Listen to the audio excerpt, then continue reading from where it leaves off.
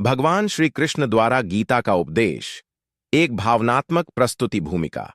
धर्म युद्ध के पहले का द्वंद्व कुरुक्षेत्र का विशाल युद्ध क्षेत्र, जहां लाखों सैनिक अपने शस्त्र उठाए खड़े थे, केवल एक युद्ध का मैदान नहीं था, बल्कि वह एक ऐसा पावन स्थल बनने जा रहा था जहां जीवन, धर्म और आत्मा का सबसे गूढ़ ज्ञान प्रकट होने वाला था।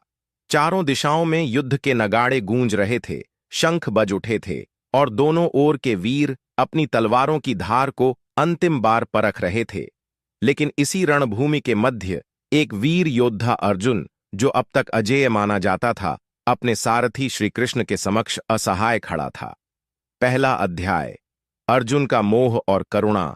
अर्जुन की दृष्टि जब अपने ही बंधु बांधवों पर पड़ी तो उसकी आंखों में स्नेह और करुणा उमड़ आई। उसने देखा भीष्म पितामह, जो उसे बचपन से अपने पुत्रवत स्नेह देते आए थे, आज उस पर ही बाण चलाने को तत्पर खड़े थे। उसने गुरु द्रोणाचार्य को देखा, जिनसे उसने धनुर्विद्या सीखी थी और जिनकी एक झलक मात्र से उसके हृदय में श्रद्धा भर जाती थी। अर्जुन का कंठ सूख गया, शरीर कांपने लगा और उसने अधीर स्वर में श्री कृष्ण से कहा, हे माधव, मेरे अपने ही स्वजन, मेरे पूज्य पितामह और मेरे गुरुजन मेरे समक्ष खड़े हैं। मैं कैसे इन पर बाण चला सकता हूं?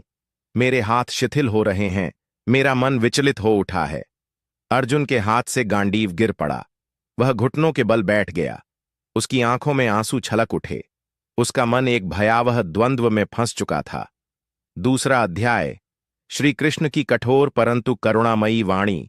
श्री कृष्ण अर्जुन की इस दशा को देखकर मंद मंद मुस्कुराए, लेकिन उनके भीतर एक करुणा का प्रवाह था। वे जानते थे कि यह क्षण केवल अर्जुन के लिए नहीं, बल्कि समस्त मानव जाति के लिए एक निर्णायक क्षण था। उन्होंने अर्जुन की ओर देखा और कठोर किंतु प्रेमपूर्ण स्वर में बोले, हे अर्जुन, यह मोह तुम्हें शोभा नहीं देता। यह दुर्बलता तुम्हारे जैसे महान योद्धा के लिए उचित नहीं। तुम अपने स्वजनों के प्रति करुणा दिखा रहे हो, लेकिन क्या यह धर्म है कि अधर्म की वृद्धि हो और तुम अपने कर्तव्य से विमुख हो जाओ? श्री कृष्ण ने अर्जुन को आत्मा की अमरता का ज्ञान दिया। हे पार्थ, जिसे तुम मारने जा रहे हो वह केवल शरीर है।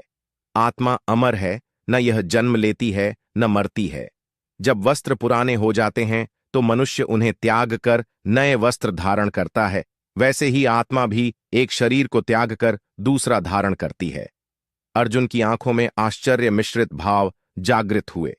वे धीरे धीरे अपने मोह से उभरने लगे। तीसरा अध्याय। कर्मयोग का रहस्य। लेकिन अर्जुन का मन अब भी संशय में था। उन्होंने श्री कृष्ण से पूछा, हे माधव, यदि ज्ञान ही सबसे श्रेष्ठ मार्ग है तो फिर मुझे इस युद्ध में क्यों धकेला जा रहा है? श्री कृष्ण ने एक गहरी सांस ली और अर्जुन की ओर देखा। हे पार्थ, केवल ज्ञान से मुक्ति नहीं मिलती, कर्म भी आवश्यक है। जब तक यह संसार है, जब तक यह सृष्टि चल रही है, तब तक कर्म करना ही पड़ेगा। लेकिन सच्चा कर्म वही है जो फल की चिंता किए बिना किया जाए। श्री कृष्ण की बातें अर्जुन के हृदय में धीरे धीरे उतरने लगीं। चौथा अध्याय। जब श्री कृष्ण ने अपने अवतार का रहस्य बताया, श्री कृष्ण ने अर्जुन को एक और रहस्य बताया। हे अर्जुन, जब जब अधर्म बढ़ता है और धर्म की हानि होती है, तब मैं स्वयं इस पृथ्वी पर अवतरित होता हूं। अर्जुन विस्मय से भर गए। वे श्री कृष्ण को केवल एक मित्र, एक सारथी समझते थे, लेकिन अब उन्हें आभास हुआ कि उनके समक्ष स्वयं साक्षात भगवान खड़े हैं। उनकी आंखों में आंसू थे, लेकिन अब वे अश्रु मोह के नहीं, श्रद्धा और प्रेम के थे। 11वां अध्याय। श्री कृष्ण का विराट रूप। अर्जुन अब श्री कृष्ण से आग्रह करने लगे, हे केशव, यदि आप वास्तव में साक्षात ईश्वर हैं तो कृपया मुझे अपना दिव्य रूप दिखाइए। श्री कृष्ण ने अपना विराट स्वरूप प्रकट किया। अर्जुन ने देखा, संपूर्ण ब्रह्मांड, अनगिनत लोक, देवता, अर्श, सभी श्री कृष्ण के भीतर समाहित थे। उन्होंने देखा कि उनकी विशाल जिह्वा पर कौरवों का विनाश हो रहा है। उनकी हजारों आंखों से तेजस्वी प्रकाश प्रकट हो रहा था। अर्जुन भय और विस्मय से कांप उठे। उनके हाथ जोड़ गए और वे श्री कृष्ण से बोले, हे देव, मैं आपकी शरण में हूं, कृपया मुझे क्षमा करें। 18वां अध्याय। अंतिम उपदेश और अर्जुन का निर्णय।